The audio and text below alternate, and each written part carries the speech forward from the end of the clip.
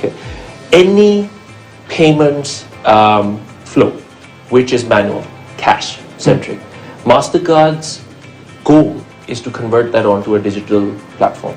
Now, whether that's a card, whether that's an account to account payment, whether that's a gateway based payment, whether that's blockchain, crypto, or any other, we are diversifying ourselves to cater for all. We believe strongly in the power of partnership. So that's why you'll see us working with governments, with telcos, with fintechs, with FIs, with merchants, and the list is growing. So I think we take a lot of pride in the fact that we're not looking and fixated on one particular form factor. We are actually looking at diversifying it. We are a network, strong network, globally, 85 million plus merchants globally connected to Mastercard. So when you go out there and you travel the world, you have that confidence at the fact that, yes, if I have a Mastercard in my pocket, I can go and it'll get accepted. So that's the trust, security, confidence that we want to embed, and we disrupt ourselves and reinvent ourselves from time to time. And the last 10 years have been phenomenal in terms of how we have restructured ourselves. Interesting. Speaking about restructuring, maybe you can also just shed a light in terms of how exactly you restructured yourself to fit in this particular digital ecosystem, because you've mentioned the aspect of how the financial institution have actually changed over the last period. You've mentioned cryptocurrency have actually come up. Blockchain is now becoming a point of significance. Maybe you can just take us through that particular evolution. Sure. So, look, it's about the world changing around you, right? When we sit in Mastercard and we think not just of this year, we think of the next 10 years, the next 20 years, the next 30 years. What are the trends we're seeing? And who will tell you the trends? The trends will be told to you by the Gen Zs and the Gen Alphas. Who are your customers for the future? If I design a product for you and me today, we're not designing for the future of commerce, right? And we're both young, so I'll put that disclaimer. but to be honest, we need to look at what is the Gen Z experiencing. So let's say at the age of 13, a Gen Z gets a phone. Gen Alpha, which runs all the way up to the age of 13, might be getting a phone or a technology, let's say a technology of sorts, by the age of maybe even 10, 11, which is scary in itself, but that's what we're seeing. That's the world we're in. Now, if that's happening, what are the behaviors on the back of that form factor? Because you see, this is a smartphone. It opens the world to you. Social media, politics, thought formation, payments, insurance, banking, everything is pegged in there. So then the question is, what is the expectation of that person? So I'll tell you, my kids, they have used more virtual currencies since they've been born than cash.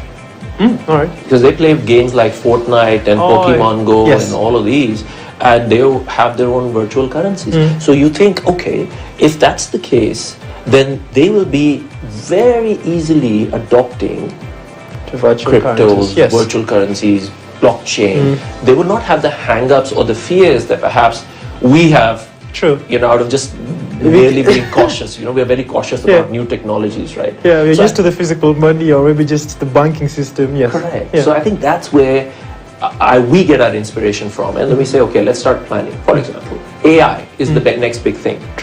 Ian, today, let's say you are in your mid-20s. You look younger, but that's let's say if I park you there. And I say, Ian, you've got a certain profile which you have chosen to share with service providers. So data integrity and privacy is very important. But if you choose to share certain information about yourself, what does generative AI do with that information to then contextualize the offers that come to you? Right? So if you're in that age in your life where you are looking for a mortgage, well, is Gen AI working for you and bringing you those offers whilst you reach that point of convergence, right? So that's the future, and that's how Mastercard is looking at AI coming into play, machine learning coming into play. How about ubiquity? So that one platform should be able to give you all the services that you need. Interesting. And also earlier on, you'd also mentioned the aspect of some of the partnerships that you've actually done into place. I've been seeing actually on YouTube every time the partnership that you have with Magical Kenya, and you're also going to get into that. But maybe let me start off with the aspect of your partnership with government. And I know you're working with the government. Probably you can just break it down to us. What exactly is this particular partnership, and how exactly is it instrumental to our economy? Sure. I think that's a very good question. Now, if you look at East Africa in general, you will see stresses around foreign reserves being tight. Yeah, it's a conversation everywhere. Our reserves are empty. Exactly. And then there is a $2 billion Eurobond payment coming up in June. I think the government has done a good job in putting together 300 million that's going to be paid off earlier, which is a good sign, and credit to the government. But we need to be cognizant of our reality as responsible corporate citizens. And we need to reach out to the government and say, where can we help? For example, Kenya Tourism Board, fantastic partnership we have with them. We have said that your goal, which is decided by KTB, is to bring in 5 million tourists. Today, it's 2. Yeah. Now, a city like Paris enjoys 90 million tourists a year.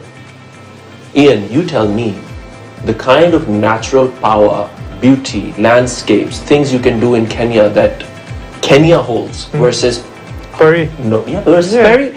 I'm not being unfair to Paris. I love Paris, love the Eiffel Tower, love all of that. But True. look at the disparity. 90 million tourists a year, 2 million tourists a year. And it's not just about the fact that you've got the bush and the beach and all the other great stuff, but it's also about capacity building.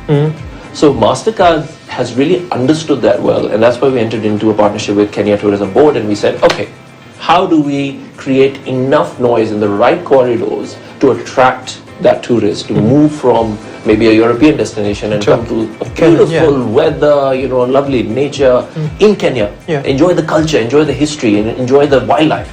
So that's what we're trying to do. Now, next time when you go to Jomo Kenyatta Airport, there will be a bus that